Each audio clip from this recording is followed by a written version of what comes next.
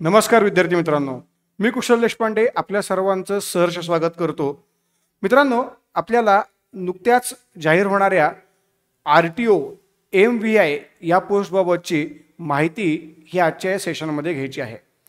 नेमकी ही परीक्षा कशी असते, या परीक्षेचं नेमकं स्वरूप काय, यामध्ये पूर्व परीक्षा आणि मुख्य परीक्षा यामध्ये असणारं मार्कांचं नेमकं विभाजन किती असतं आणि या संदर्भामध्ये आपल्याला आयोगाने दिलेल्या वेगवेगळ्या प्रकारच्या गाईडलाईन, त्याचप्रमाणे त्यांचं संपूर्ण सिलेबस याबाबतची माहिती आजच्या या सेशनमध्ये आपल्याला पाहायची आहे।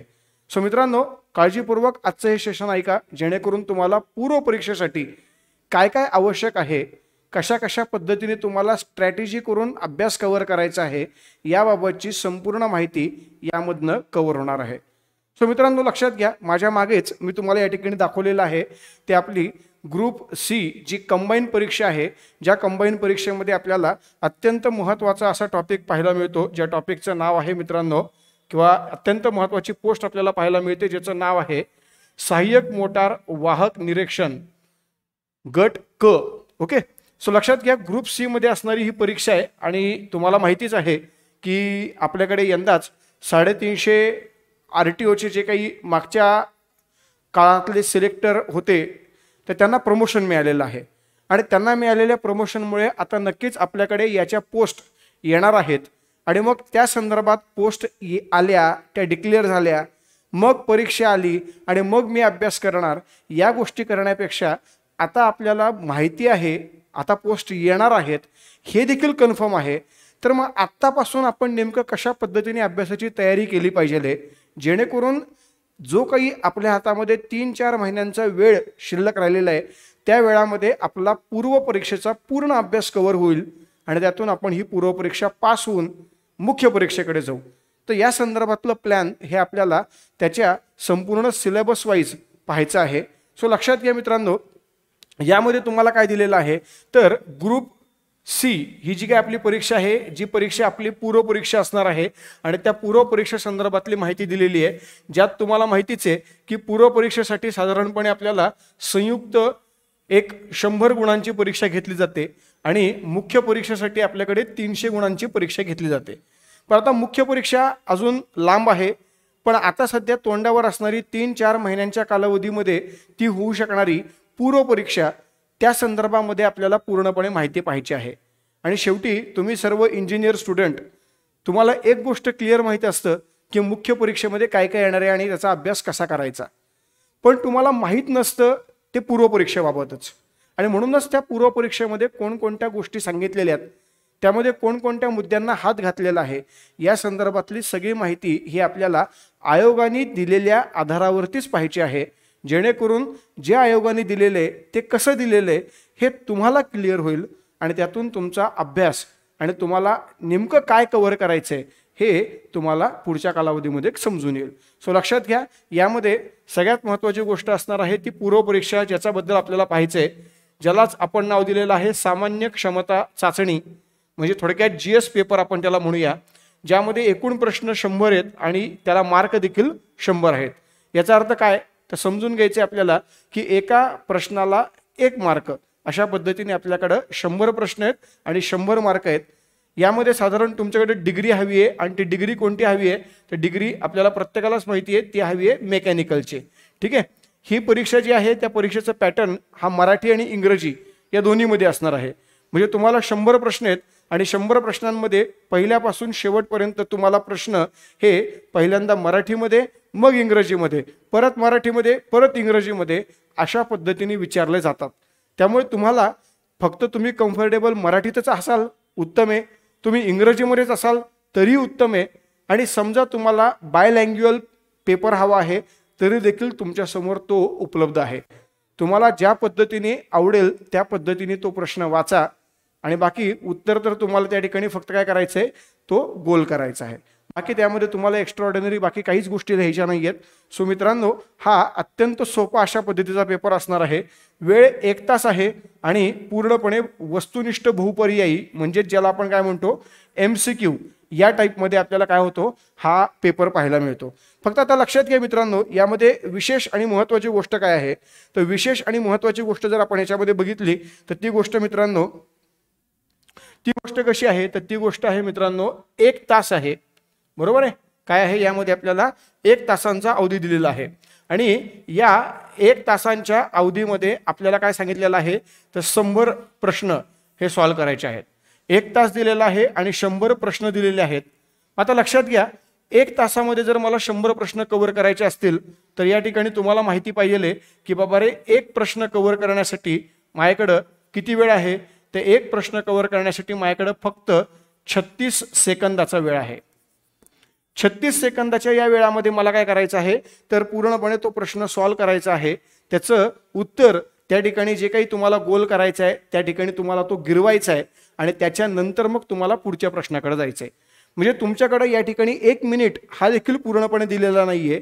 तुमच्याकडे केवळ त्या ठिकाणी 36 सेकंद आहेत आणि त्या 36 सेकंदामध्ये तुम्हाला मित्रांनो काय करायचं आहे तर या ठिकाणी स्कोअर काढायचा आहे. सो मित्रांनो या पद्धतीने हा आपला पेपर असणार आहे. दुसरी गोष्ट याच्यात काय सांगितलेली लक्षात घ्या. दुसरी गोष्ट ह्याच्यामध्ये जे काही सांगितलेले त्यामध्ये महत्त्वाची गोष्ट आहे ती म्हणजे नकारात्मक पद्धत. नकारात्मक पद्धत म्हणजे काय तर लक्षात घ्या ज्याला आपण निगेटिव्ह मार्किंग सिस्टीम असं म्हणतो. काय म्हणतो आपण त्याला निगेटिव्ह मार्किंग सिस्टीम. आणि ही निगेटिव्ह मार्किंग सिस्टीम कशी दिलेली आहे तर प्रत्येक चुकीच्या उत्तराकरता 25% किंवा 1/4 एवढे मार्क काय होणार तर एकूण मार्कांमधनं वजा केले जाणार असं या ठिकाणी आपल्याला सांगितलेलं आहे. म्हणजे तुम्ही जेवढे प्रश्न चुकाल तेवढ्या प्रश्नांसाठी 25% मार्क. मग आता एका प्रश्नाला 1 मार्क आहे मग 25% म्हणजे काय तर 0.25. जेवढे प्रश्न तुम्ही सोडवलेले आहेत आणि त्यातले प्रश्न जे चुकलेले आहेत, जे सोडवलेले नाही आहेत त्याचा इथं विषय येत नाही, फक्त तुम्ही सोडवलेले प्रश्न आहेत आणि ते चुकलेले आहेत अशा प्रश्नांमधले 0.25 मार्क तुमचे वजा होणार आणि ते मिळालेल्या मार्कांमधनं वजा होणार. हे लक्षात घेणं गरजेचं आहे. त्याला आपण काय म्हणतो मित्रांनो तर negative system. So negative system कशा पद्धतीने वर्क करते तर लक्षात घ्या. निगेटिव्ह सिस्टीमची वर्क अशी असते, समजा 100 मार्कांचा हा पेपर आहे. या 100 पैकी तुम्ही 60 प्रश्न हे एकदम बरोबर सोडवलेले आहेत. 60 प्रश्न बरोबर सोडवले आणि 20 प्रश्न हे तुम्ही काय केलेले आहेत चुकीचे सोडवले. बरोबर आहे. पण मित्रांनो एक लक्षात घ्या याच्यामध्ये तुम्ही 20 प्रश्न हे पूर्णपणे सोडून दिले.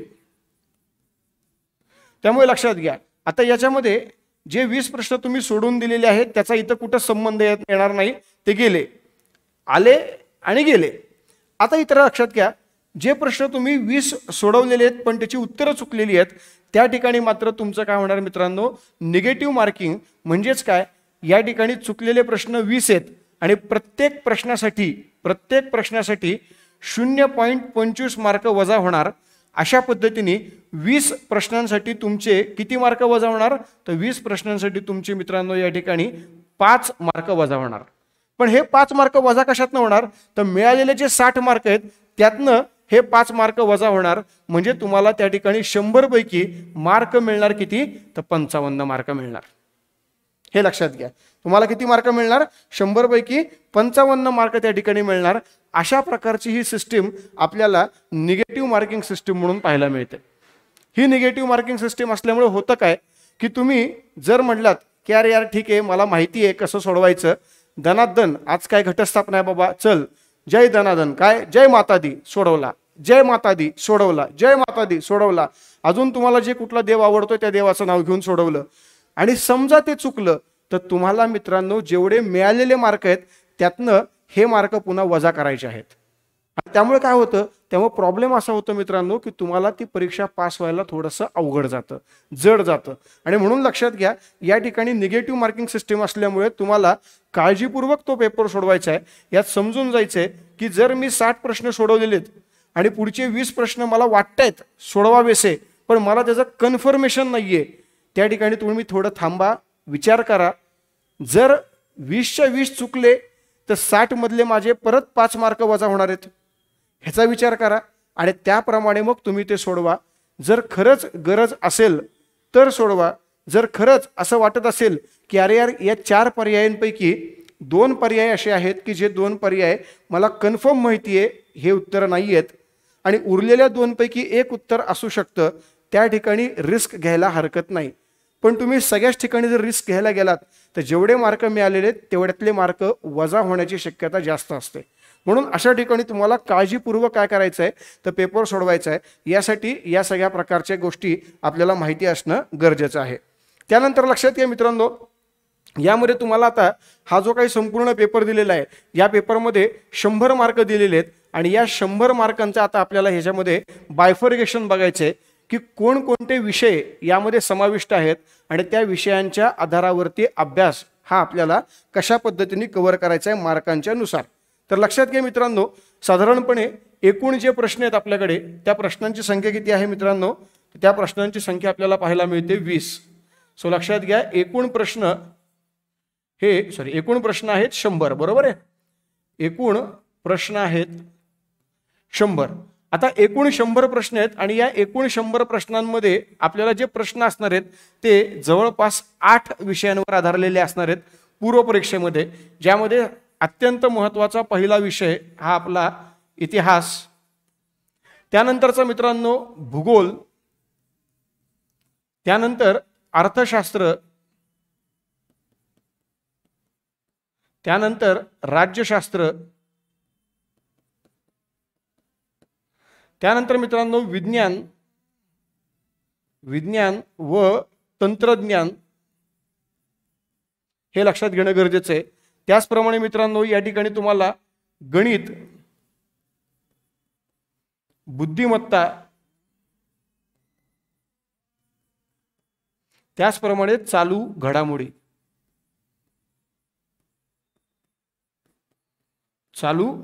सो या पद्धतीने तुम्हाला या ठिकाणी 1 2 3 4 5 6 7 आणि 8 तर असे हे 8 विषय पूर्व परीक्षेला दिलेले असतात. या 8 विषयांचा तुम्हाला पूर्णपणे अभ्यास कव्हर करायचा आहे आणि त्या 8 विषयांमधनं तुम्हाला मार्क मिळवून ही पूर्व परीक्षा पास व्हायची आहे. बघा, मेकॅनिकलच्या मुलांसाठी सगळ्यात मोठी डोकेदुखी काय असते तर बाबा रे, माझा मेकॅनिकलचा अभ्यास 100% क्लिअर झालेला आहे, मला मेकॅनिकलच्या अभ्यासाची आता काहीच चिंता नाही आहे, परंतु मला GS येत नाही आहे आणि GS आल्याशिवाय मला मेकॅनिकलकडे वळता येणार नाही आहे किंवा मुख्य परीक्षेकडे जाता येणार नाही आहे, तर यासाठी मला GS कव्हर करायचे, मग ते मी कसं करू. तर मित्रांनो हे सगळं डिटेलमध्ये आपण आपल्या या संपूर्ण सेशनमध्ये किंवा आपल्या या संपूर्ण लेक्चर सिरीजमध्ये आता पाहणार आहोत.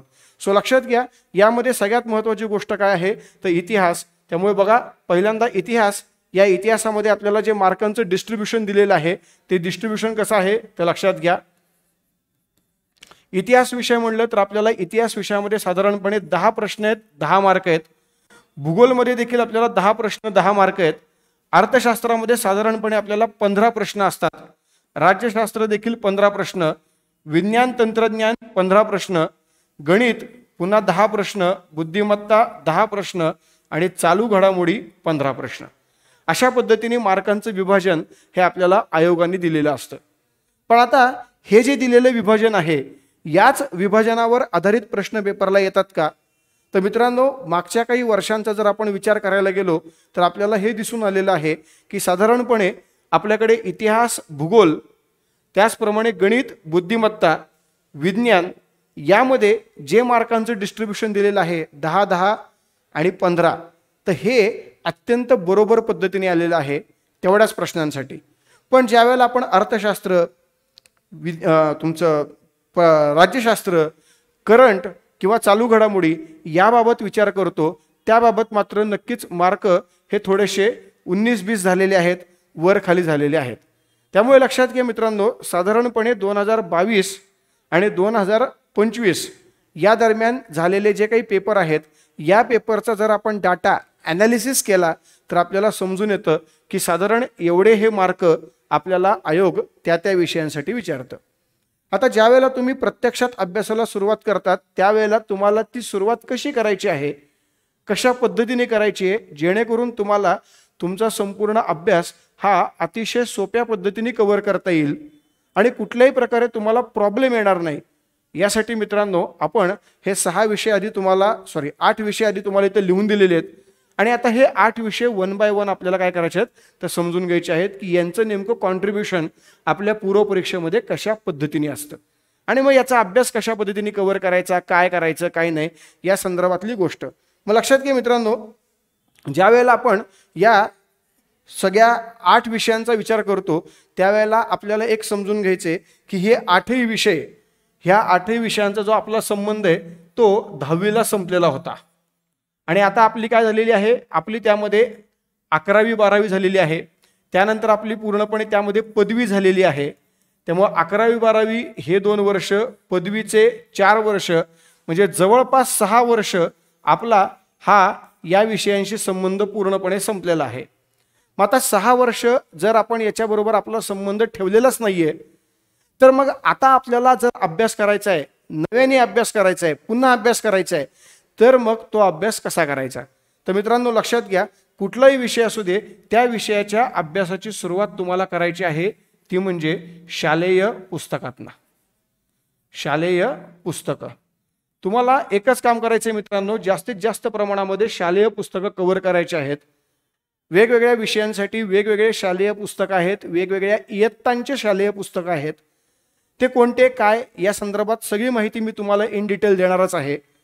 पण ज्या वेळेला तुम्ही या सगळ्या विषयांच्या शालेय पुस्तकांचा अभ्यास कव्हर कराल त्यावेळेला मित्रांनो तुम्हाला कुठे ना कुठेतरी आयडिया येईल की अरे येस, हे तर सगळं मी वाचलेलंच आहे. आणि जर हे सगळं मी वाचलेलं आहे तर मला आता याचा पुन्हा अभ्यास करत असताना कुठल्याही प्रकारे प्रॉब्लेम येणार नाहीये. मी सहजगत्या याचा अभ्यास करू शकतो आणि परीक्षेमध्ये मार्क घेऊ शकतो. बरं, हे सगळं का कव्हर करायचं आहे? डायरेक्टली जर आपण रेफरन्स बुककडे गेलो तर फायदा आहे का तोटा आहे? तर याच्यामध्ये सिंपल गोष्ट आहे मित्रांनो, आपण जर बेसिक पुस्तकांच्या माध्यमातून पुढे गेलो तर आपल्याला फायदा जास्त होतो. कारण आपल्याला अनेक पॉईंट हे मागच्या 6 वर्षामुळे विस्मरणात गेलेले असतात. ते पॉईंट हळूहळू क्लिअर होतात आणि हळूहळू त्या विषयाचा जो मेन बेस आहे तो बेस आपल्याला कळतो आणि त्यामुळे मग पुढे अभ्यास करणं आपल्याला सोपं जातं.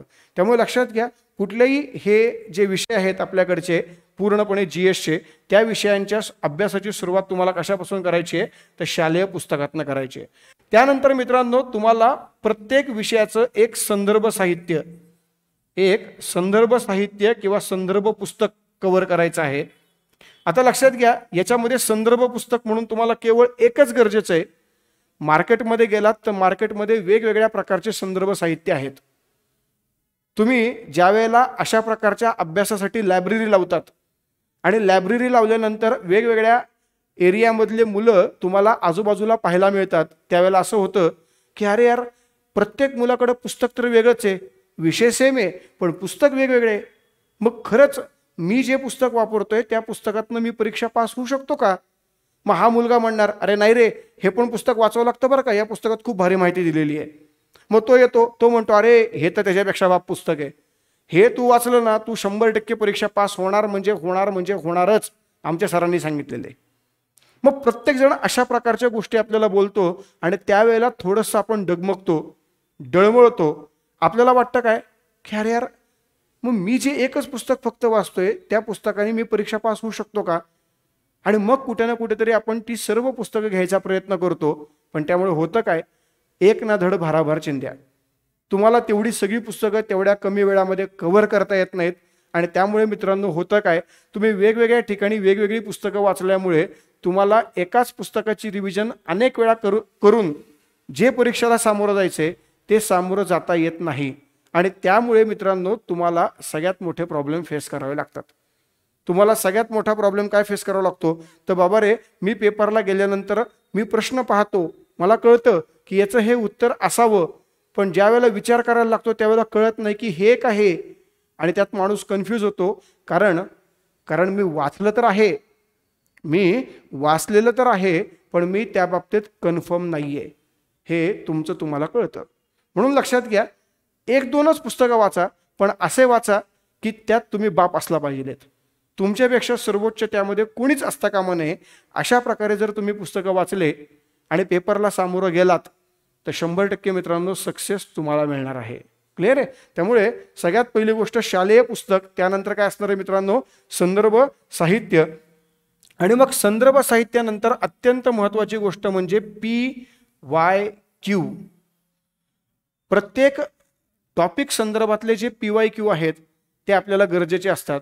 आता या PYQ मध्ये लक्षात घ्या आपल्याला काय काम करायचंय, तर आपली जी ग्रुप सी ची परीक्षा आहे, ग्रुप सी, तर त्या ग्रुप सी मधली जी परीक्षा आहे मित्रांनो, त्या ग्रुप सी च्या परीक्षेचे जे काही प्रीचे पेपर आहेत, मग त्या ग्रुप सी मध्ये लक्षात घ्या बी आणि सी दोन्ही घ्यायच्या गोष्टी, आणि बी आणि सी चे प्रीचे सर्व पेपर 2011 ते 2025 या दरम्यानचे सर्व पेपर घ्यायचे आणि त्या सर्व पेपरमध्ये त्या विषयामध्ये त्या टॉपिकमध्ये किती मार्क आलेले आहेत, कोणकोणत्या टॉपिकवरती किती प्रश्न किती मार्कांमध्ये विचारले गेलेले आहेत, हे सगळं काही समजून घ्यायचं आहे.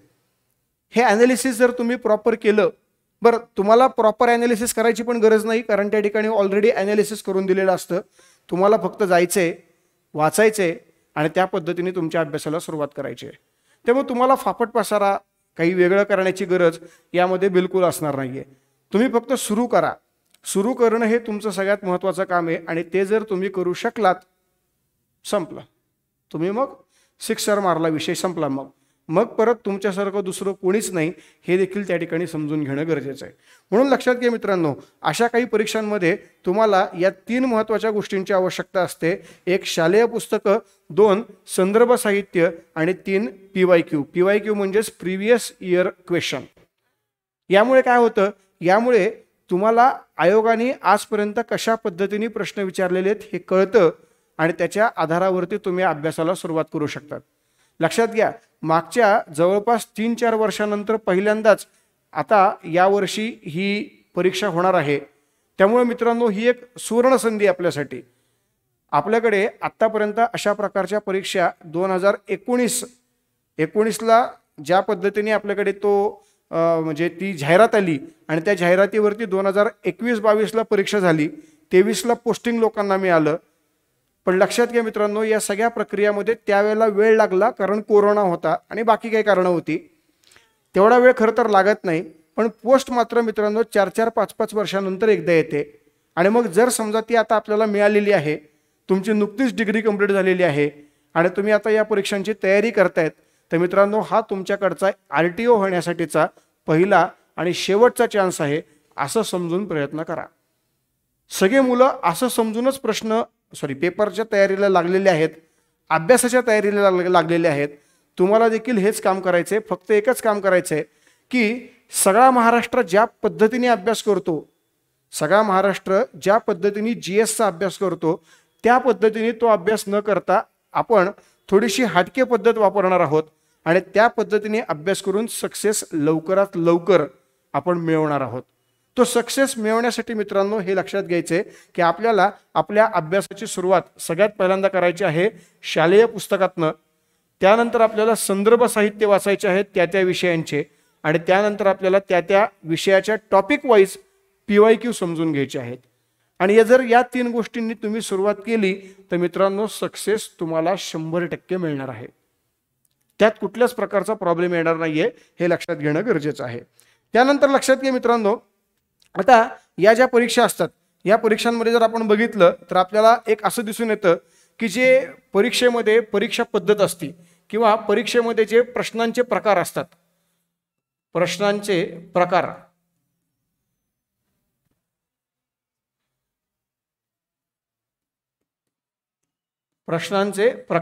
तर हे प्रकार खूप महत्त्वाचे आहेत मित्रांनो. कारण हे प्रकार तुम्हाला जर कळले तर तुम्हाला काही अंशी अभ्यास करताना कळणार आहे की याच्यावरती कुठल्या प्रकारचे क्वेश्चन येऊ शकतात. त्यामुळे प्रश्नांचे प्रकार आपल्याला कळणं खूप गरजेची गोष्ट आहे आणि त्या प्रकारानुसार जर तुम्ही पुढे गेलात तर तुम्हाला फायदा नक्कीच त्यामध्ये जास्त होणार आहे. मग लक्षात घ्या, प्रश्नांच्या प्रकारामध्ये आपल्याकडे 3 अत्यंत महत्त्वाचे प्रकार आहेत, ज्यात सगळ्यात पहिला असणार आहे तो 1 लाइनर.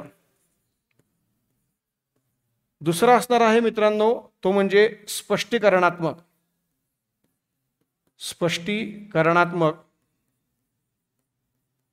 किंवा यालाच आपण म्हणतो विधानात्मक. आणि त्यानंतरचा मित्रांनो तिसरा असणार आहे जो अत्यंत महत्त्वाचा, सर्वांना आवडणारा, जोड्या लावा. आता लक्षात घ्या मित्रांनो, हे 3 प्रकारचे प्रश्न आयोगाचे अगदी फेवरेट प्रश्न असतात. वेगवेगळ्या प्रकारचे टॉपिक, वेगवेगळ्या प्रकारच्या विषयातले टॉपिक या 3 प्रश्नांमध्ये ॲडजस्ट करून आपल्याला विचारले जातात. याच्यापेक्षा वेगळा कुठलाही प्रकार आपल्याकडे MPSCच्या या पूर्वपरीक्षेमध्ये कुठेही पाहायला मिळत नाही. आता पूर्वपरीक्षेचा विचार का करतोय मी इथं फक्त, कारण ती परीक्षा पूर्णपणे ऑब्जेक्टिव्ह आहे, MCQ टाईप आहे, मल्टिपल चॉईस क्वेश्चन असं आपण म्हणूया ना, MCQ. सो या पद्धतीने आपल्याला ती दिलेली असते आणि त्यामुळे मित्रांनो लक्षात घ्या, या ठिकाणी तुम्हाला हे 3 प्रकार आहेत आणि या 3 प्रकारानुसार काय करायचं आहे तर अभ्यास करायचा आहे. ज्या वेळेला तुम्ही अभ्यासाला सुरुवात करतात, टॉपिक समोर घेतात, टॉपिक संपूर्ण वाचन करतात, त्यावेळेला तुम्हाला कळलं पाहिजे की अरे यार या 3 प्रकारांपैकी नेमकं कुठल्या प्रकारामध्ये क्वेश्चन येतात या टॉपिकसाठी, आणि हे कळण्यासाठी तुम्हाला PYQची गरज आहे. म्हणून लक्षात घ्या, तुम्ही पहिल्यांदा PYQ समजून घ्या आणि त्याच्यानंतर मग हे प्रश्नांचे प्रकार. आता मला सांगा, एक आहे वन लाइनर, दुसरा आहे स्पष्टीकरणात्मक, तिसरा आहे जोड्या लावा. या 3 प्रकारामध्ये सगळ्यात सोपा आणि तुम्हाला प्रत्येकाला आवडणारा, सगळ्यात सोपा आणि ज्याचं उत्तर 100% निघतं म्हणजे निघतंच, तुम्हालाही तो प्रश्न सोडवायला आवडतो, अशा प्रकारचा प्रश्नांचा प्रकार कोणता? वन लाइनर, स्पष्टीकरणात्मक की जोड्या लावा? ह्या 3 पैकी सगळ्यात सोपा प्रकार कोणता नेमका सांगा. थोडा विचार करा, कारण कसं होतं बघा, मी जर प्रत्येक वेळेला फक्त मीच सांगितलं आणि तुम्ही ऐकलं तर ते काही योग्य नाहीये. त्यामुळे या ठिकाणी तुम्हाला या सगळ्या प्रकारच्या गोष्टी समजून घ्यायच्या आहेत, नीटनेटक्या समजून घ्यायच्या आहेत आणि नीटनेटक्या समजून घेऊन मग त्या अभ्यासायच्या आहेत, जेणेकरून तुम्हाला कुठल्याही प्रकारचा प्रॉब्लेम भविष्यात येणार नाहीये, हे लक्षात घ्या. ओके,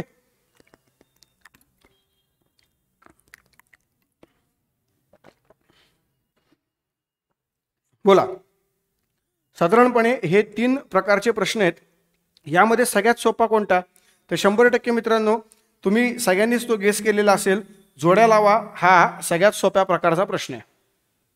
कारण आपल्याला माहितीच आहे, लहानपणापासून आपण हेच कामं केलेले आहेत, शाळेत असल्यापासून नाही का, याची जोडी तिला लाव, त्याची जोडी ह्याला लाव, हे सगळे जोड्या लावा आपण केले लहानपणापासून.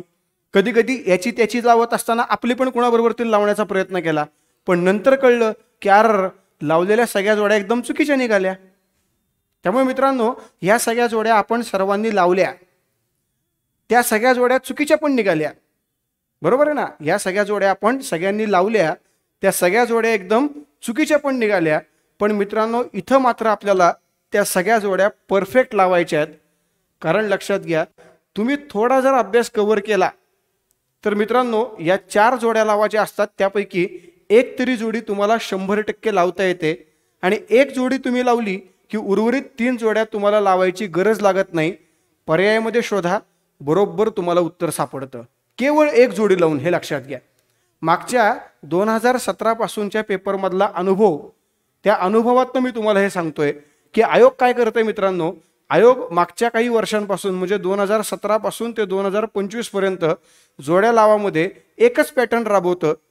तो पॅटर्न कोणता असतो तर बाबा रे, तुम्ही एक जोडी जर कुठली तरी लावू शकलात तुमच्या डोक्यानी तर तुम्हाला उर्वरित 3 जोड्या लावण्याची आवश्यकता लागत नाही. पर्याय त्या प्रकारचे दिलेले असतात आणि त्यातनं तुमचं उत्तर बरोबर येतं. म्हणून लक्षात घ्या, जोड्या लावा कधीही स्किप करू नका. बाकीचे कुठलेही प्रश्न स्किप करा, पण जोड्या लावा मात्र स्किप करू नका.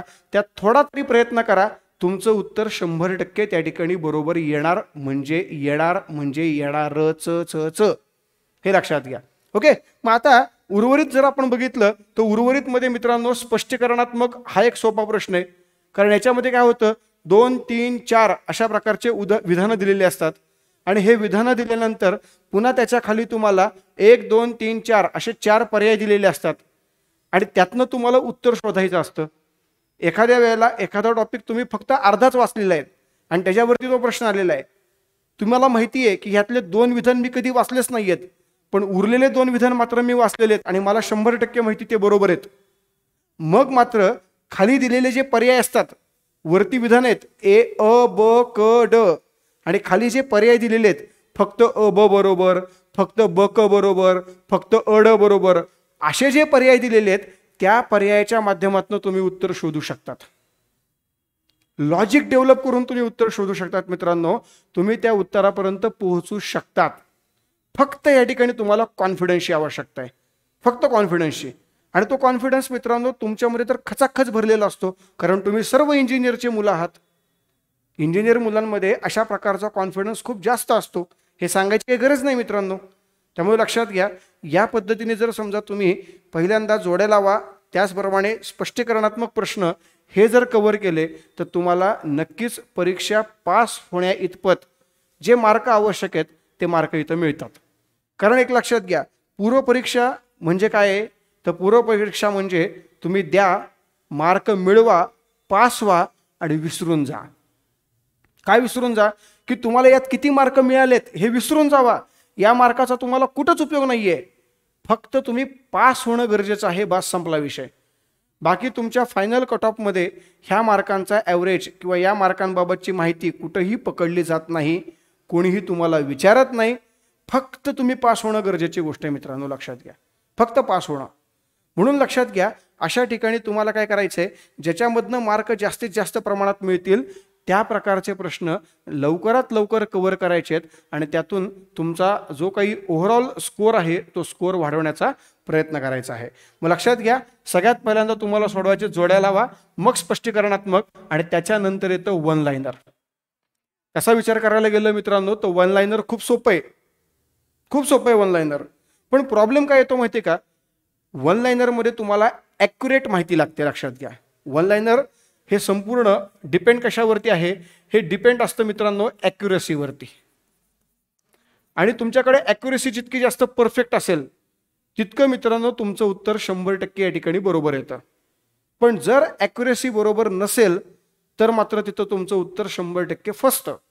आता उदाहरण जर घ्यायचं म्हणलं, तुम्हाला विचारलंय काय, तुम्हाला विचारलं माउंट एव्हरेस्ट, माउंट एव्हरेस्ट याची उंची किती.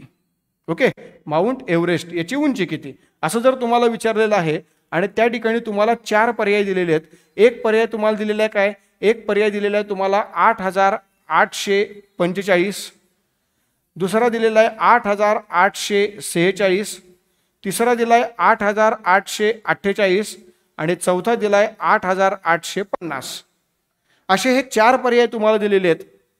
आता तुम्ही समजा वाचलेलं की 8,800 आहे बाबा, पण त्याच्या पुढचं तुम्ही लक्षातच ठेवलं नाही, तुम्ही फक्त 8,800 एवढंच वाचलेलं आहे. मग संपला विषय तुमचा, तुमची त्या ठिकाणी विकेट पडली. कारण तुम्ही फक्त काय लक्षात ठेवलेलं आहे 8,800 आणि पर्याय काय दिलेला आहे या ठिकाणी, या ठिकाणी तुम्हाला पर्याय दिलेला आहे 8,845 किंवा 46 किंवा 48 किंवा 50. काही मुलं असतात की ज्यांनी लक्षात ठेवलेलं असतं 8,800 पुढचा आकडा, परंतु ते कॉन्फिडंट नसतात की नेमकं 46 की 45 की 48 की 50. आणि काही मुलं असतात की ज्यांना 100% माहीत असतं की बाबा यस उत्तर काय आहे 8,848 आणि त्यामुळे ते टिकमार्क करतात, गोल करतात, रंगवतात आणि त्यांचा विषय संपून जातो.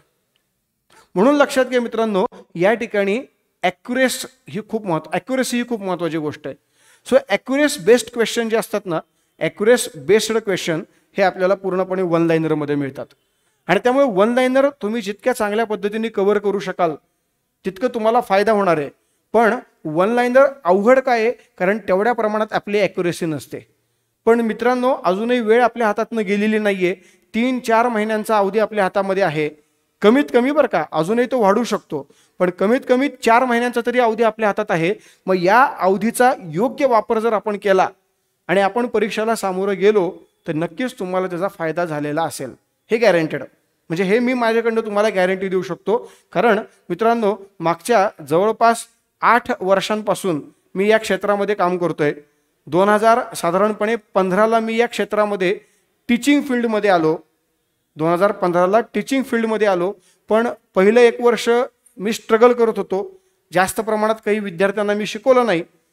16 पासून मात्र मला चांगल्या प्रकारची ग्रिप मिळाली आणि मग तिथून 2024 पर्यंत चांगल्या पद्धतीने वेगवेगळ्या क्लासेसमध्ये मोठमोठ्या व्यासपीठावरनं मी मुलांना संबोधित करण्याचं काम केलं. आणि त्यामुळे तो एक अनुभव हा माझ्या मागे उभा आहे. आणि त्याच अनुभवाच्या आधारावरती मी तुम्हाला या ज्या गोष्टी सांगतोय त्या गोष्टी जर तुम्ही फॉलो केल्या तर 100% सक्सेस तुम्हाला मिळणार, हे लक्षात घ्या, गॅरंटेड. आणि हे मी तुम्हाला का सांगू शकतो, याचं सगळ्यात महत्त्वाचं कारण काय मित्रांनो, तर 2014-15ला लागलेली जी ग्रुप बी ची परीक्षा आहे, सेल्स टॅक्स इन्स्पेक्टर, ही परीक्षा मी स्वतः प्री आणि मेन्स पास झालेलो आहे. त्यावेळेला इंटरव्ह्यू नव्हता, तेव्हा मला पोस्ट पण मिळालेली आहे. सो मी एक पोस्ट होल्डर असल्यामुळे आणि मला त्यातला अनुभव आहे सक्सेसचा, त्यामुळे मी जे तुम्हाला सांगू शकतो ते नक्कीच माझ्या त्या अनुभवाच्या आधारावर सांगू शकतो. आणि त्या अनुभवानुसार मला जर यश मिळाले तर डेफिनेटली ते तुम्हाला पण मिळणारच आहे, हे लक्षात घेणं गरजेचं आहे. आणि त्यामुळेच मित्रांनो या सगळ्या प्रकारच्या गोष्टी आपल्या प्रश्नांच्या प्रकारामधल्या. सो तुम्हाला कुठल्याही प्रकारे वन लाइनर, स्पष्टीकरणात्मक आणि जोड्या लावा असे 3 प्रकारचे प्रश्न येतील. आणि या 3 प्रकारच्या प्रश्नांमध्ये तुम्हाला जोड्या लावा बिलकुल सोडायच्या नाही आहेत. स्पष्टीकरणात्मक प्रश्न तुम्हाला जास्तीत जास्त सोडवायचे आहेत. जोड्या लावा एकही सोडायची नाहीये. स्पष्टीकरणात्मक सोडलं तर चालेल पण जास्तीत जास्त सोडवायचे. आणि वन लाइनर जे परफेक्ट येतंय ते सोडवा, बाकीचं सोडून द्या. या पद्धतीने तुम्ही पेपर जर दिला तर मित्रांनो सक्सेस तुम्हाला 100% मिळणार, ही गॅरंटी कुशल देशपांडेची असणार आहे, हे लक्षात घ्या. सो मित्रांनो या पद्धतीने या ठिकाणी प्रश्नांचे प्रकार आहेत. आता ओव्हरऑल जर आपण बघितलं या ठिकाणी तर लक्षात घ्या मित्रांनो, ओव्हरऑल जर बघितलं तर एकूण जे प्रश्न आहेत, एकूण प्रश्न हे जे एकूण प्रश्न आहेत हे प्रश्न किती आहेत तर 100 आहेत. आणि या एकूण प्रश्नांचं जर वर्गीकरण आपण करायला गेलो तर लक्षात घ्या मित्रांनो, हे वर्गीकरण आपल्याला 4 प्रकारात करता येतं. एकूण प्रश्नांचं वर्गीकरण 4 प्रकारात करता येतं. ते 4 प्रकार कोणते तर ते 25, 25, 25, 25 अशा प्रकारचे 4 प्रकार. म्हणजे 25 प्रश्नांचा एक प्रकार, पुढचा 25 प्रश्नांचा दुसरा प्रकार, 25चा तिसरा आणि 25चाच चौथा, असे 4 प्रकारामधले 25-25 प्रश्न हे पेपरला येत असतात, लक्षात घ्या. आणि ते जे प्रश्न आहेत ते प्रश्न याच पद्धतीने पेपरला येतात, हेही लक्षात घ्या. मग तो पेपर 2011चा घ्या, 18चा घ्या, 24चा घ्या किंवा तुम्हाला वाटेल तो घ्या, किंवा आता येणारा जरी घेतला, लाईव्ह सेशन हे आपलं, किंवा रेकॉर्डेड फॉर्ममध्ये आपण यूट्यूबला टाकतोय, त्यामुळे प्रूफ तुमच्याकडे पण आहे, प्रूफ माझ्याकडे पण आहे. तुम्ही कुठलाही पेपर घ्या, यामध्ये मित्रांनो याच 4 कॅटेगरीमध्ये 25-25 प्रश्नांच्या प्रश्न आपल्याकडे येत असतात. आता या 4 कॅटेगरी नेमक्या कशा तर लक्षात घ्या. पहिली जी 25 मार्कांची कॅटेगरी आहे मित्रांनो, यामध्ये जे 25 प्रश्न आहेत हे 25 प्रश्न सर्वात सोपे असतात. सर्वात सोपे प्रश्न, सर्वात सोपे प्रश्न, क्लिअर आहे ना. म्हणजे या ठिकाणी तुम्हाला 100% 25 पैकी 22 ते 23 मार्क हे मिळणार म्हणजे मिळणारच. ते मिळायलाच पाहिजेत, कारण बघता क्षणी उत्तर आलं पाहिजे अशा प्रकारचे प्रश्न आहेत. त्याचा अभ्यास तुम्ही केलेला नसला आणि तुम्ही डायरेक्ट पेपरला जाऊन बसलात तरी पण तुम्हाला त्याचे मार्क जमणार आहेत किंवा त्याचे उत्तरं जमणार आहेत. म्हणजे तुम्हाला एक चॅलेंज देतो बघा. आता तुम्ही हे ज्यावेळेस सेशन ऐकाल, सेशन ऐकून झालं तुमचं की तुमचं काम काय आहे, तुमचं काम लगेच काय काम असणार आहे, लगेच काय करा, लगेच तुम्ही जावा, लगेच तुम्ही काय करा, लगेच जावा एक प्रिव्हियस इयर क्वेश्चन पेपर घ्या, कुठल्याही सालातला घ्या, 2011 पासून 2025 पर्यंत कुठलाही पेपर घ्या फ्रीचा, तो पेपर घेऊन तुम्ही सोडवायला बसा. 100%, 101% मित्रांनो गॅरंटेड तुम्हाला त्यातले 25 प्रश्न सोपे वाटतील आणि त्यातले 22, 23, 24 मार्क तुम्हाला नक्कीच मिळतील. निगेटिव्ह सोडून द्या बरं का, इथं निगेटिव्ह मार्किंग सिस्टीम सोडून द्या. फक्त जे तुम्हाला येते बघता क्षणी तेवढं सोडवा. ते प्रश्न 22, 23, 24 या घरामध्ये असतील म्हणजे असतीलच, हे गॅरंटी मित्रांनो. हे फक्त मला वाटते म्हणून नाहीये, तर हे आयोगाची स्ट्रॅटेजी आहे म्हणून मी तुम्हाला सांगतोय. आणि जी आयोगाची स्ट्रॅटेजी आहे ती मागच्या काही वर्षांमध्ये अनुभवलेली आहे म्हणून मी तुम्हाला या सगळ्या प्रकारच्या गोष्टी सांगू शकतो, हे लक्षात घ्या. पुढचे जे 25 मार्कांचा गट आहे, हा गट मित्रांनो थोडेसे अवघड प्रश्न असतात. ओके, यामध्ये मित्रांनो सर्वसाधारण अभ्यास करणाऱ्या मुलांना येणारे किंवा जमणारे प्रश्न असतात. क्लिअर आहे. त्यानंतर मित्रांनो ही जी कॅटेगरी आहे, या कॅटेगरीमध्ये मात्र मित्रांनो कसे प्रश्न असतात तर यामध्ये प्रश्न मात्र मित्रांनो अवघड असतात, म्हणजे अवघड प्रश्न, आणि प्रत्यक्षात पास होणाऱ्या मुलांनाच केवळ याची उत्तरे जमतात.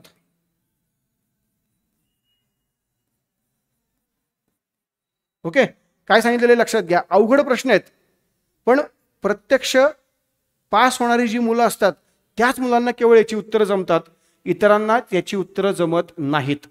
आणि मग सगळ्यात शेवटची कॅटेगरी मित्रांनो, तुम्ही कितीही अभ्यास करा, तुम्हाला या प्रकारातील प्रश्नांची उत्तरे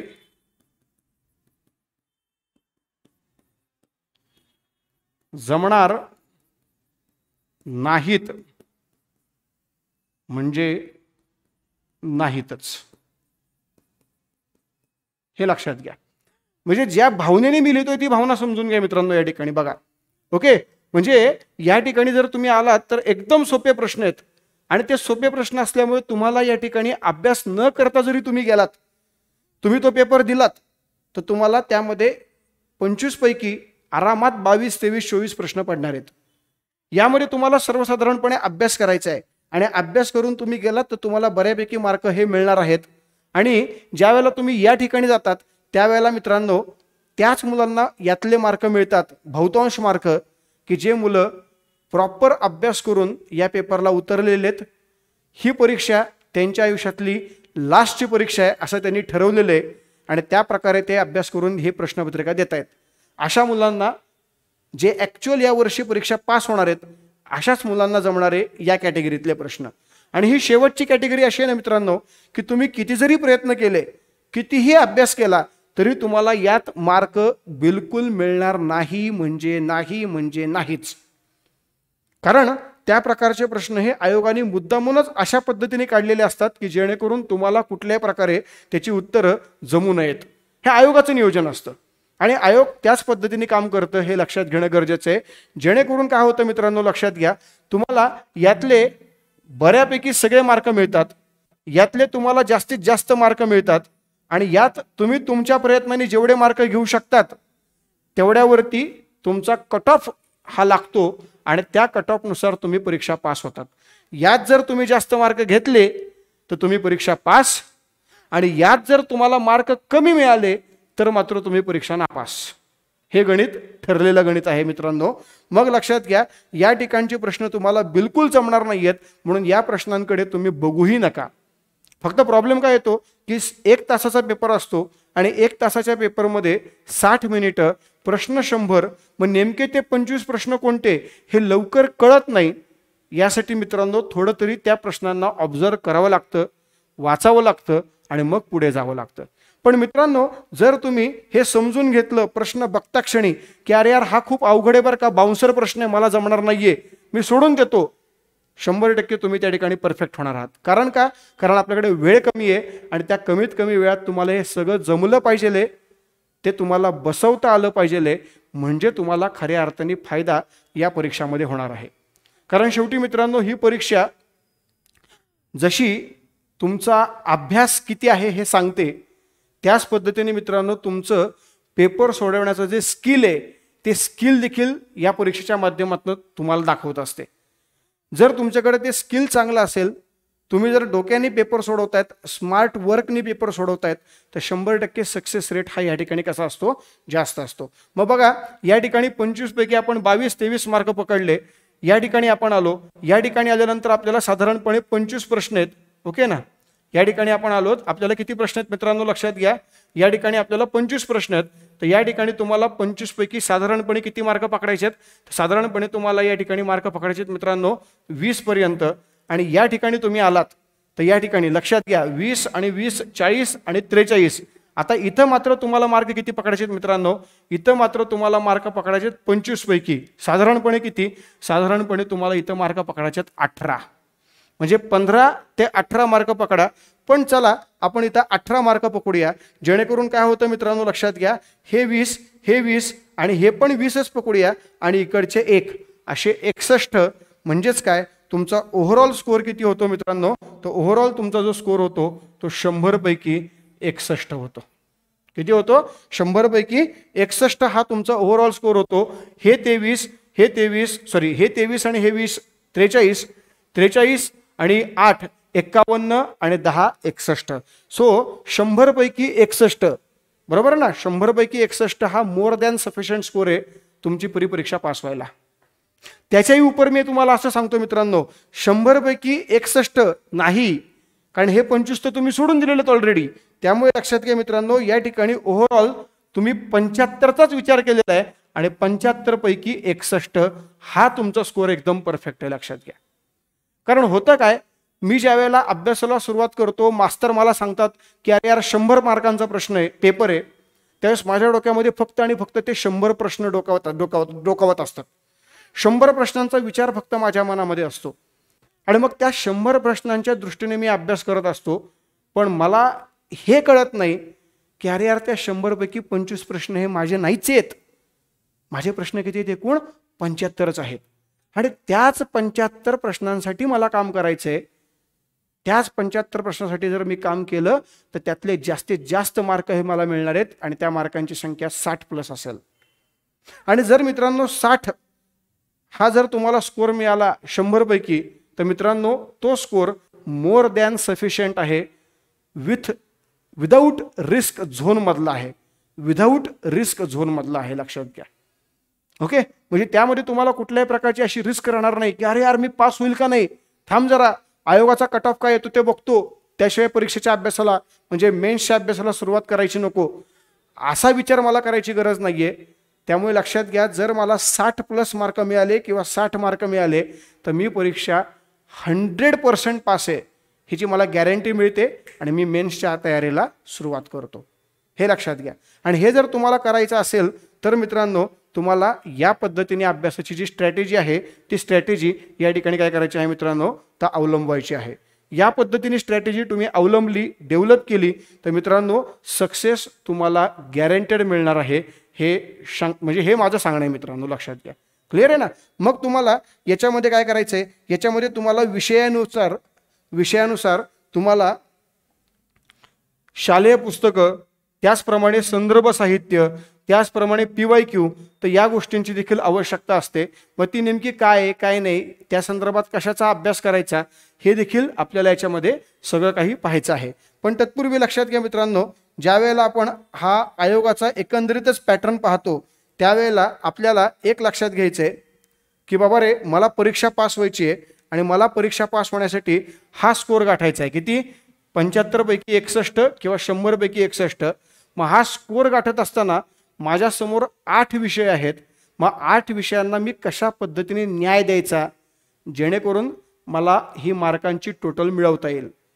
तो न्याय देणं खूप महत्त्वाची गोष्ट आहे, तो न्याय देता येणं खूप महत्त्वाची गोष्ट आहे. आणि तो कसा द्यायचा हे फक्त आता याच्यामध्ये तुम्ही समजून घ्या. लक्षात घ्या, एकूण तुमचे जे विषय आहेत ते विषय किती आहेत? 8 विषय. मग 8 विषयांमध्ये लक्षात घ्या, हिस्ट्री, जिओग्राफी, बघा हिस्ट्री, जिओग्राफी, पॉलिटी, इकॉनॉमी, त्यानंतर मित्रांनो सायन्स, मॅथ्स, रिझनिंग आणि करंट. आलं का लक्षात? सो एकूण विषय किती झाले मित्रांनो? हे 4 आणि हे 4, 8 विषय तुमचे झाले. एकूण मार्क किती आहेत? 100. आता लक्षात घ्या, हिस्ट्रीला आपल्याला 100% माहिती आहे, 10च प्रश्न आहेत. जिओग्राफीला देखील 10च प्रश्न आहेत. पॉलिटीला 15 पकडले, इकॉनॉमीला 15 पकडले, सायन्सला देखील आपण 15 पकडले, मॅथ्सला आपण या ठिकाणी 10 मार्क पकडले, रिझनिंगला देखील 10 पकडले, तर करंटला आपण या ठिकाणी किती पकडले मित्रांनो? तर 15 पकडलेले आहेत. ठीक आहे. सो या पद्धतीने आपण जर बघितलं तर साधारणपणे आपल्याला 100 मार्कांचं कॉन्ट्रीब्युशन हे पाहायला मिळतं. सो लक्षात घ्या, 10 जिओ, 10 हिस्ट्री, त्याचप्रमाणे 10 मॅथ्स, 10 रिझनिंग, या पद्धतीने एकूण 40 हे यामध्ये कव्हर झाले. त्यानंतर लक्षात घ्या, 15 पॉलिटी, 15 इकॉनॉमी, 15 सायन्स आणि करंटचे 15, अशा पद्धतीने 60 मार्क या ठिकाणी कव्हर झाले. सो 60 आणि 40, 100 आपले मार्क यामध्ये आपल्याला पाहायला मिळतात. आता लक्षात घ्या मित्रांनो, मी तुम्हाला मगाशी सांगितल्याप्रमाणे आपला जो ओव्हरऑल स्कोर आहे तो 100 पैकी किती पाहिजे, तर मी तुम्हाला मगाशी म्हणलं 61. चला यामध्ये आपण असं म्हणूया की 60च्या आजूबाजूला आपला स्कोर आला पाहिजे. पण तो स्कोर येण्यासाठी प्रत्येक विषयाला आपल्याला टार्गेट करायचं आहे आणि प्रत्येक विषयाला टार्गेट करून टार्गेटेड स्कोर हा सेट करायचा आहे. तो टार्गेटेड स्कोर सेट करून त्याप्रमाणे येणाऱ्या 3-4 महिन्यांच्या कालावधीमध्ये आपल्याला अभ्यास करायचा आहे, जेणेकरून आपण ती परिपरीक्षा आरामात पास होऊ शकू. मग यासाठी टार्गेटेड स्कोर काय असला पाहिजे हे समजून घेणं खूप गरजेची गोष्ट आहे. बघा, सिस्टमॅटिक पद्धतीने तुम्ही जर अभ्यास केला ना तर तुम्हाला या ठिकाणी परीक्षेमध्ये सक्सेस 100% मिळणार आहे. पण तो सिस्टमॅटिक पद्धतीने करा, स्मार्ट वर्क करा. लक्षात घ्या, तुम्ही आता पुण्यासारख्या ठिकाणी किंवा तुमच्या जिल्ह्याच्या ठिकाणी राहतायत. आता प्रत्येकच शहर आपल्याकडे स्मार्ट होत चाललेलं आहे. मग जर शहर स्मार्ट होतंय तर त्या शहरात राहणारे तुम्हाला देखील स्मार्ट व्हावंच लागणार आहे. म्हणून लक्षात घ्या मित्रांनो, ती स्मार्ट वर्क करण्यासाठी एक लक्षात घ्यायचं आहे की आपलं टार्गेट असलं पाहिजे. मग लक्षात घ्या, यामध्ये एकूण हे आपले मार्क सब्जेक्ट वाईज आणि या ठिकाणी टार्गेटेड स्कोर प्रत्येक सब्जेक्टमधला आपल्याला काय दाखवलं येतं, टार्गेटेड स्कोर. सो लक्षात घ्या, 10 हिस्ट्रीमध्ये आहेत, त्यापैकी आपल्याला 7 मार्क हे कमीत कमी मिळाले पाहिजेत. क्लिअर आहे? जॉग्राफी 10 आहेत, त्यातले देखील आपल्याला 7 मार्क कमीत कमी मिळालेच पाहिजेत. पॉलिटी 15 आहे, त्यातले आपल्याला साधारणपणे 9 मार्क हे मिळायला हवेत. इकॉनॉमी 15 आहेत, त्यातले आपल्याला 8 मार्क हे मिळायला हवेत. सायन्स 15 आहेत, यातले आपल्याला जवळपास 10 प्रश्न किंवा 10 मार्क मिळायला हवेत. आता मॅथ्स आणि रिझनिंग विचार करायला गेलं तर तुम्ही इंजिनिअरिंगचे मुलं आहात, त्यामुळे तुम्हाला ते सोपं जाणार आहे का? जाणार आहे, आणि ते सोपं जायलाच पाहिजे हे लक्षात घ्या. त्यामुळे मित्रांनो, या ठिकाणी तुम्हाला मॅथ्सचा जर विचार केला तर मॅथ्समध्ये तुम्हाला साधारणपणे 7 मार्क पाहिजेत आणि रिझनिंगमध्ये तुम्हाला साधारणपणे 8 मार्क पाहिजेत. मुद्दामून मी या ठिकाणी मॅथ्सला काय केलेलं आहे, तर मॅथ्सला 7 पकडलेले आहेत आणि रिझनिंगला किती पकडलेले आहेत, 8. ह्याचं कारण काय लक्षात घ्या. ह्याचं कारण एकच आहे मित्रांनो, की रिझनिंगमध्ये आपल्याला मार्क चांगले मिळतात, पण मॅथ्समध्ये मात्र आपल्याला थोडंसं 19-20 होऊ शकतं. म्हणून या ठिकाणी 10 पैकी 7 इकडे पकडलेले आहेत, 10 पैकी 8 इकडे पकडले, आणि त्यानंतर सगळ्यात शेवटचा आणि अत्यंत महत्त्वाचा विषय म्हणजे करंट. तसा विचार करायला गेलं तर करंटचा आपण पूर्ण सेशन घेणारच आहोत, परंतु करंटमध्ये कुठे ना कुठेतरी आपण जे वाचतो त्याच आधारावरती येतं नाही येतं सांगता येत नाही, गॅरंटी नसती. म्हणजे समजा मी आज 12 मुद्दे वाचलेत आणि 12 मुद्दे हे करंटमधले एकदम बेस्ड मुद्दे आहेत आणि मी ते वाचले आणि समजा त्या मुद्द्यांवर एकही प्रश्न आला नाही, प्रश्न आला दुसऱ्याच कुठल्या तरी मुद्द्यांवर, तर संपला विषय. तिथं मग माझा मुद्दा काहीच येत नाही, कारण का मी वाचलंच नाही, मला मार्कच मिळणार नाही. हा प्रॉब्लेम करंटमध्ये जास्त आहे. आणि म्हणून लक्षात घ्या, करंटमध्ये आपण 15 पैकी या ठिकाणी फक्त 7च मार्क पकडणार आहोत. किती मार्क पकडणार आहोत? फक्त 7 मार्क पकडणार आहोत. मग आता लक्षात घ्या मित्रांनो, या ठिकाणी 7 7 7 7 म्हणजे किती झाले बघा, 7 चोक 28, 28. त्यानंतर लक्षात घ्या या ठिकाणी 10 म्हणजे किती झाले, 38, 38. यानंतर लक्षात घ्या या ठिकाणी आपण बघितले तर 8, 8 म्हणजे किती झाले, 8 म्हणजे 8 म्हणजे 38 + 8 म्हणजे किती झाले, 46, 46 आणि 8 54, आणि 54 आणि 9 जर आपण मार्क पकडले तर साधारणपणे ते मार्क किती होतात मित्रांनो, तर ते मार्क होतात 63. त्यामुळे लक्षात घ्या, इथे आपला ओव्हरऑल स्कोर किती येतो, 63, पण आपण इथे टार्गेटेड स्कोर किती पकडलेला आहे, 60 किंवा 61. म्हणजे लक्षात घ्या, प्रत्येक विषयामध्ये एवढ्या कमी आपण टार्गेटेड स्कोर पकडला तरी देखील आपल्याला जर 63 मार्क मिळत असतील 100 पैकी, तर मित्रांनो आपल्याला ही परीक्षा गॅरंटेड पास होता येणार आहे, हे लक्षात घेणं गरजेचं आहे. आता तुम्ही म्हणाल की मास्तर तुम्ही एका ठिकाणी 63 दिलंय, एका ठिकाणी 60 दिलंय, एका ठिकाणी 61 दिलंय, हे काय मॅटर आहे? तर मी तुम्हाला याच्यासाठी मगाशीच सांगितलं होतं मित्रांनो की बाबा रे, आपल्याला या ठिकाणी एकच ठरवायचंय, 100 पैकी माझा स्कोर किती आला पाहिजे, तर 60 किंवा 60+ आला पाहिजे. लक्षात घ्या, जर 100 पैकी मी माझा स्कोर 60 किंवा 60+ ठेवला तर मला 100% याच्यामध्ये सक्सेस मिळणार आहे. कारण आजपर्यंत जर आपण आयोगाचे प्रीचे रिझल्ट बघितले, आजपर्यंत आपण आयोगाचे जर प्रीचे कट ऑफ बघितले, तर हे कट ऑफ आपल्याला याच पद्धतीने पाहायला मिळतात 60च्या आजूबाजूला. म्हणजे कदाचित हा कट ऑफ आपला 58 वर जाऊ शकतो, कदाचित हा कट ऑफ आपला 61-62 वर पण जाऊ शकतो. पण आपण जर समजा 60च्या दरम्यान स्टेडी राहिलो तर आपल्याला कुठल्याही प्रकारची रिस्क ही या ठिकाणी घ्यायची आवश्यकता नाहीये. किंवा अरे यार आता माझा प्री झालेला आहे, थांब जरा मी थोडं वाट बघतो, रिझल्ट येऊ दे, कट ऑफ किती लागतोय बघू दे, मग मी मेन्सची तयारी करतो, अशा पद्धतीने वेळ वाया घालवायची आपल्याला आवश्यकता नाहीये. आपण आपलं पूर्णपणे कॉन्सन्ट्रेशन मेन्सवर ठेवायचं असेल तर आपला प्रीमधला जो टार्गेटेड स्कोअर आहे तो आपण या पद्धतीने त्या ठिकाणी मिळवायचा आहे. आणि तो जर आपण मिळवला तर नक्कीच मित्रांनो तुम्हाला त्या ठिकाणी तुमची मेन्स परीक्षा ही देता येणार आहे, जी पूर्णपणे तुमच्या सिलेबसवर अवलंबून आहे, ज्याच्यामध्ये पूर्णपणे तुमचे मेकॅनिकलचे सब्जेक्ट आहेत. आणि त्यामुळे त्या ठिकाणी तर तुम्ही बाप आहातच. फक्त आता इथं वेळ काय आहे की या ठिकाणी हे विषय समजून घेऊन इथं तुम्हाला बाप व्हायचं आहे, इथं तुम्हाला प्रयत्न करायचे आहेत आणि ही परीक्षा पास व्हायचं आहे.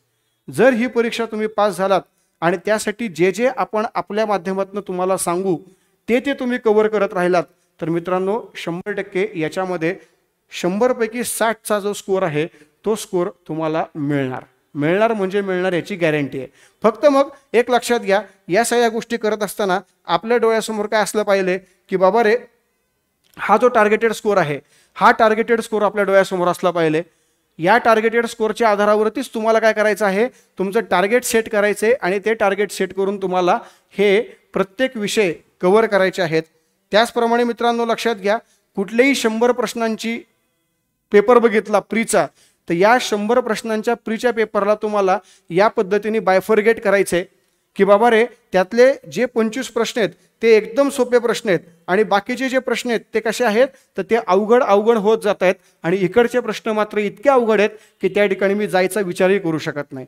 तर ह्या गोष्टी तुम्हाला कळल्या पाहिजेत. आणि हे ज्या वेळेला तुम्ही कुठलाही पेपर बघितल्यानंतर प्रत्यक्षात पाहाल ठरवाल त्यावेळेला तुम्हाला ह्या सगळ्या गोष्टी काय होतील मित्रांनो, समजायला सोप्या जातील, सोडवायला सोप्या जातील आणि तुमचा जो टार्गेटेड स्कोअर आहे तो तुम्हाला या पूर्वपरीक्षेमधनं काय होणार आहे, मिळणार आहे. शिवाय मित्रांनो लक्षात घ्या, यामध्ये तुम्हाला या 3 प्रकारांमधले सगळ्यात महत्त्वाचा प्रश्न किंवा प्रकार जोड्या लावा. याकडं पूर्णपणे तुम्हाला काय करायचं आहे मित्रांनो, लक्ष द्यायचं आहे. याकडं तुम्हाला कुठल्याही प्रकारे दुर्लक्ष करून चालणार नाहीये, कारण यात तुमचे हातचे मार्क आहेत जे तुम्हाला मिळणारच आहेत. लक्षात घ्या 8 विषय आहेत आणि 8 विषयापैकी प्रत्येक विषयामध्ये तुम्हाला ॲटलिस्ट 2 तरी जोड्या लावा आहेत. म्हणजे लक्षात घ्या 8 विषय आहेत आणि 8 विषयामध्ये ॲटलिस्ट 2 जोड्या लावा, म्हणजे 16 जोड्या लावा तुमच्या इथंच झाल्या, म्हणजे 16 मार्क तुमचे इथंच फिक्स झाले ना मित्रांनो. स्मार्ट वर्क करा, कुठल्याही प्रकारे तुम्ही फापट पसारा करत बसू नका. मला फक्त ही परीक्षा पास व्हायची आहे हेच डोक्यात ठेवा. मला या परीक्षेमध्ये पहिलं यायचं आहे का, अजिबात नाही. आणि या परीक्षेत मी पहिला आलो म्हणजे मी मेकॅनिकलमध्ये देखील पहिला येणार, म्हणजे मेन्समध्ये देखील पहिला येणार आणि मला लगेच चांगली काय म्हणू आपण त्याला एकदम चांगल्या ठिकाणची पोस्ट मिळणार, असं काय आहे का, तर अजिबात नाही आहे. पूर्वपरीक्षा म्हणजे फक्त आणि फक्त यूज अँड थ्रो आहे. लक्षात घ्या, यूज अँड थ्रो. ते पेन वापरायचो ना आपण लहानपणी, यूज अँड थ्रोचे पेन, तशा प्रकारची पूर्वपरीक्षा. लक्षात घ्या, वापरा, विसरून जा, फेकून देऊ नका पण विसरून जावा असं म्हणा नक्कीच. ठीक आहे ना, थ्रो म्हणू नका पण विसरून जावा असं म्हणा. सो या पद्धतीने मित्रांनो या ठिकाणी आपल्याला काय करायचं आहे, ह्या प्रश्नांच्या प्रकाराकडे लक्ष द्यायचं आहे. त्याचप्रमाणे मित्रांनो तुम्हाला प्रत्येक विषयाचं शालेय पुस्तक, त्या विषयाचं संदर्भ साहित्य आणि त्या विषयाचे PYQ हे तुम्हाला कंपल्सरी कव्हर करायचे आहेत. हे 3 गोष्टी जर तुम्ही कंपल्सरी कव्हर केल्या तर तुम्हाला कुठलाही पेपर अवघड जाणार नाही, कुठलाही विषय तुम्हाला अवघड वाटणार नाही. हे लक्षात घेणं गरजेचं आहे. फक्त यामध्ये अजून एक मुद्दा लक्षात घ्या, ज्या वेळेला आपण हा टार्गेटेड स्कोअर तयार केलेला आहे, या टार्गेटेड स्कोअरमध्ये काय सांगितलं की हिस्ट्री 10 पैकी 7, जिओग्राफी 10 पैकी 7. आता हे मी तुम्हाला का सांगतोय, ह्याचं कारण जो काही आजपर्यंत माझा 8-10 वर्षांचा अनुभव आहे त्या अनुभवानुसार प्रत्येक मुलांना पूर्वपरीक्षेमध्ये कशा पद्धतीने मार्क मिळतात यानुसार मित्रांनो मी तुम्हाला हे सांगितलेलं आहे. आता याचा अर्थ तुम्ही जर म्हटलात की नाही मला या ठिकाणी बाबा रे 10 पैकी 9 मार्क मिळतील, मला काहीच प्रॉब्लेम नाही आहे. मी फक्त तुम्हाला टार्गेटेड स्कोअर सांगितलं आहे, याच्या खाली तुम्हाला यायचं नाही आहे, ह्याच्या वर गेलात हरकत नाही आहे, खाली फक्त तुम्हाला यायचं नाही आहे, हा बेस्ट मार्क आहे हे लक्षात घ्या. ओके, सो या पद्धतीने जिओग्राफीमध्ये 7, हिस्ट्रीच्या 7, पॉलिटीमध्ये मी तुम्हाला 9च का पकडलेत 15 पैकी, ह्याचं कारण पॉलिटीमध्ये कुठे ना कुठेतरी करंटचा मुद्दा जास्त असतो आणि ज्यावेळेला करंटचा मुद्दा येतो त्यावेळेला त्याच्यावरती नेमकं काय विचारतील हे आपल्याला कळत नाही. म्हणून लक्षात घ्या, जिथं जिथं करंटचा मुद्दा येतो ना मित्रांनो, तिथं तिथं थोडंसं सावध राहणं गरजेचं असतं. म्हणून आपण त्या ठिकाणी 9 पकडले.